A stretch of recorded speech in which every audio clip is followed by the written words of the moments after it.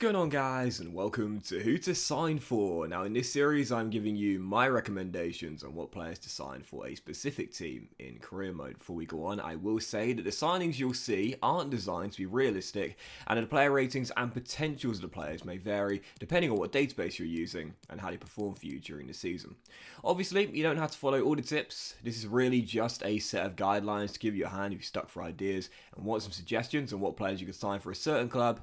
This is mainly aimed at those of you out there who may be new to the game. I just need a little bit of advice, or for those of you out there trying to few recommendations on what players to sign for a team that you may be using in career mode this year. And in today's episode of Who to Sign For, guys, quite interesting team this one. RB Salzburg of Austria. Now, this is an interesting team, and let me tell you why. They are, of course, under the, could you call it controversial ownership of Red Bull? As we know, there's Red Bull Leipzig, who of course won the DFB Pokal last year. You've got New York Red Bulls. RB Salzburg and the fabulous city of Salzburg in Austria are, I believe, now I might be wrong about this here, but I believe they've won the Austrian Bundesliga 9 times in a row now, and they're going for their 10th straight. I might be wrong about that, correct me if I am, Austrian football fans, but they have been the most dominant side in Austria over the past decade, and they are definitely one of the more unique teams to use in Austria. They have a really good starting budget. It's around £18 million to begin with, so really strong,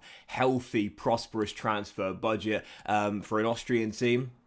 And then they've got a 3.5-star team as well for the Austrian Bundesliga. That's more than good enough to be considered favourites of the Austrian Bundesliga. And as we know, the one thing that we would say about the Red Bull teams is that whilst you might not like the ownership, you might not like the franchise style, if you will, of their management and collection of football teams, if you will, the one thing you can say is that they're pretty good at developing young talent. Yeah, RB Leipzig have had a really good recent history of developing young players in Germany, and RB Salzburg in Austria are no different. There is some brilliant young talent here. Of course, Karim Adeyemi, Sesko, the two lads up top, really good. Brendan Aronson, the young American midfielder as well. There's really several names you could say in RB Salzburg's team that have got 80 plus potential, and it makes them a great team for an RTG. And the reason being is, well, very simple. You got a great base to begin with. You got a really good young team. You can win things from the very first season though. You are the strongest team in Austria, and you're asked to win a domestic double, but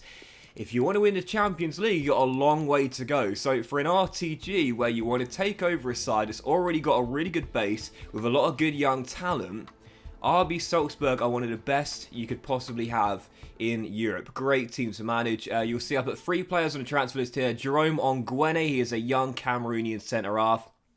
He's not too bad. He's got mid to high 70 potential, but you can get better. His contract's not coming at the end of the year, so personally I would sell. We sold him to Clermont for 3 mil. Andreas Ulmer, who is their long-serving captain, been over there for a decade, but now in his mid-30s, I would let him go. We sold him to Real Valladolid. And also Alexander Valker as well, a German shot stopper, who we sold to FC Midtjylland for £300,000. You'll notice again, as I talked about RB Salzburg's youth, they only have 2 players that are in their 30s. Those are the captain and also Valker, the goalkeeper as well. Everyone else is 26 or younger. Yep, you heard me correctly. This whole team, there are 2 players in their 30s. Everyone else is 26 or younger. It's one of the youngest teams in European football. It really is incredible. So after the sale of those 3 players there, the veterans and also Jerome Ongwene as well, we changed Bernardo's position from fullback to centre-half. I think he'd be a better centre-half than fullback based on his current stats right now. And we had around £26 million to play with. Now, for improvements with RB Salzburg, I would say this. In the first season, you got to win the domestic double. That's more than doable. You got the strongest team in Austria, but you've been asked to reach the quarterfinals of the Champions League. Salzburg this year had a brilliant campaign in the Champions League, and their group is definitely one they could get through with Lille, Wolfsburg and Sevilla as well. But if you are going to do that, and it's going to be tough as you're the weakest side out of those 4 based on rating alone, you got to improve the first 11. And the position I would say you need to improve the most is between the sticks. Yeah, you've got 3 goalkeepers here, but none of which have got a great starting overall. My recommendation, spend most of your budget on a new starting goalkeeper. The guy I'd recommend, the Mexican shot stopper Carlos Acevedo. You can get him for around £9 million,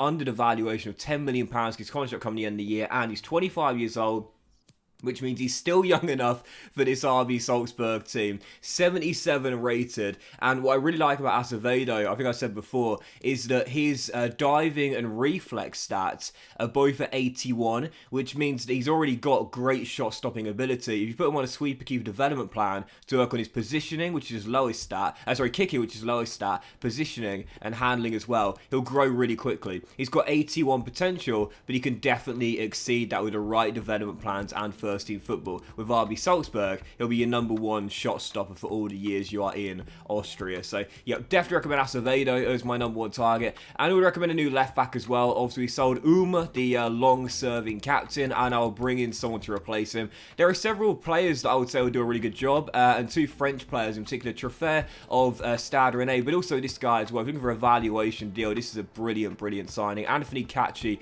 of Strasbourg. You can get him for around £7.25 million.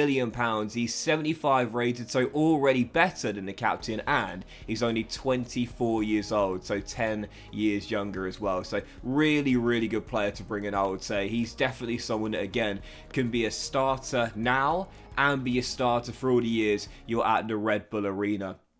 What I really like about this guy as well is he's quite versatile too. He starts off as a wing back, but you look at his stats here, he's 6'1", he's got great strength, he's a good header of the ball as well. I would say this guy would work really well as a ball-playing defender with some okay passing stats. And if you were to play a 5 at the back, an LCB, I think, is where this guy would absolutely thrive. He's not the quickest for a wing-back, though you can, of course, train the pace up quite quickly. But again, with a 5-star weak and 6'1", if you want, there's no reason why he couldn't play as an LCB in your RB Salzburg team, but to me, I would start him at left back. As for the other signings I would look some good Austrian talent as well, being an Austrian club, of course. Always nice to get players from Austria into your team. One player I definitely recommend for the midfield is this guy, is Dejan Lubicic of FC Köln. Now, this guy is just 23 years old, so once again, quite young, but for RB Salzburg's team, if you wanted the leaders in the dressing room, he's valued at 5.5 mil. You can get him for around £7 million. He's 23 years old, in his early to mid 70s for overall. He's got 79 potential. It might not be the highest, but as a starter in this team, he'd go straight in to the first 11, no doubt about that. For £7 million as well, it's a decent amount of money to spend. It's a little bit less than what we paid for Anthony Catchy, but again, he's got 79 potential, so he'll grow to be a really good player in the Austrian Bundesliga, one of the top players in the Bundesliga, and despite the fact he starts off as a right midfielder, I wouldn't play him there. Now, obviously, Salzburg don't play with wingers in their team. They play a 4-1-2-1-2 diamond narrow. I would personally play him as a central midfielder. He's really versatile. You look at his stats here, he looks like a really good utility type player. Could really do any sort of role. Even at fullback, I think he'd do alright. But to me, I would play him for the heart of the middle of the pitch. I would have him as a natural CM. He's got high work rate. He's got okay stamina. To me, I think that's where you get the best out of him. Lubicic, I'll bring him in and put him in the starting 11. With RB Salzburg, like I said, getting good young Austrian talent, getting good young players is great, but you want to make sure that you improve your first 11 as well. If you are going to reach the Champions League quarterfinals, that's really tough. Even getting through your group is going to be a tough ask, as you are the lowest rated team out of the 4. You're probably going to win the Austrian Bundesliga year after year, like RB Salzburg have been doing for the past decade. But to go far in Europe, you need to improve the first 11. You've got good young talent. You've got a good set of reserve players that are young with good potential as well. You need to make sure you improve the first 11. Lubicic, Catchy, Acevedo, they all do that. And with the little remaining money I did have left over, I did sign a young Austrian talent. Tierno Bayo of Chelsea's out of contract come the end of the season. You can get him for around £750,000. That's an absolute bargain. And like Lubicic, has 79 potential as well. So a good young Austrian talent to add to the young talent we've already got. So with RB Salzburg, as you could see, we left a little bit of money in the budget, but after the free sales of the veterans, Valka, the captain, Ulmer, and also Ongweni as well, the 2 veterans leaving and the Cameroonian out of contract come the end of the season, we signed 4 new players to come in, 3 of which for the starting 11, Lubicic through the middle, Catchy at left back, and Acevedo between the sticks, and Bayo is our young talent for the future as well. With RB Salzburg, like I said, this team's already already set up for a FIFA Career Mode. It's already set up for an RTG. It's already got so much young talent. You don't need to fill out the squad. It's already got great young talent here. You look in the reserves, almost every player has got high 70 potential at the lowest. It's a really good young team for an RTG. All you need to do is improve that goalkeeper position for sure, find a replacement for Ulmer like we do with Catchy, and also bring in a good midfielder for your diamond quad as well. So as per usual, we simulate the end of the season, see if we could hit those tough objectives of winning the domestic double, but definitely doable in Austria for RB Salzburg and reach the quarterfinals of the Champions League, and as you can see... Well, I didn't realise that in the Austrian Bundesliga you go into a playoff system come the end of the original campaign, and as you can see as I was going through here, we had a cup final as well, and as you'll see we won that, and I felt very confident we won the Bundesliga, and we did as well, and that's not a real surprise. I mean, you know, to be honest here, Austria do have some really decent teams. Austria, Vienna, and Rapid Vienna, of Vienna of course, LASK as well, Sturm Graz of course, they're a classic Champions League team from back in my day as a kid, but RB Salzburg are what you call a notch above the rest in this division. When you look at those teams there again, you know, your Vienna teams, Rapid and Austria, LASK, Sturm Graz, these are decent teams. These are alright, but RB Salzburg, because of the quality they've got at their disposal and the fact they're a young team that are going to get better and better and better as the season progresses, they are what you'd call a notch above the rest of the teams in Austria. So really, in the very first season, to be asked to win a domestic double might seem a bit intimidating, but I'll be honest here, it's your minimum target, really. You should be doing that year after year after year. RB Salzburg have a really strong hold right now on domestic football in Austria because of their prosperity, their ability, and the young talent coming through as well. There's no reason you shouldn't be doing that from season one. We did that. The failure, however, was in the Champions League. As you'll see, we're asked to reach the quarterfinals. We finished rock bottom in the group. Again, it's definitely a group you should get through, and Salzburg did get through it in real life as well. But whilst it is definitely a possibility, you can make it through either runners-up or as group winners as well.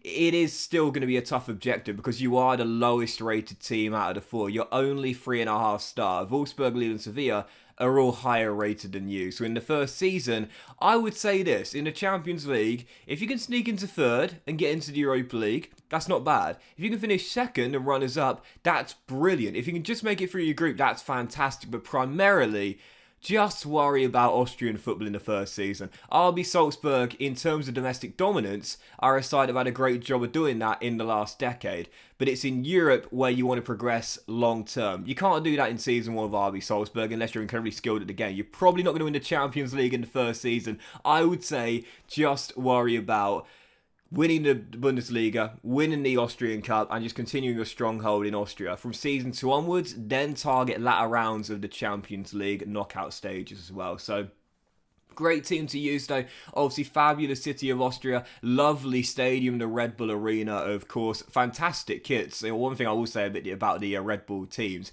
is they've got a great set of kits. All of the teams have great kits, I must say.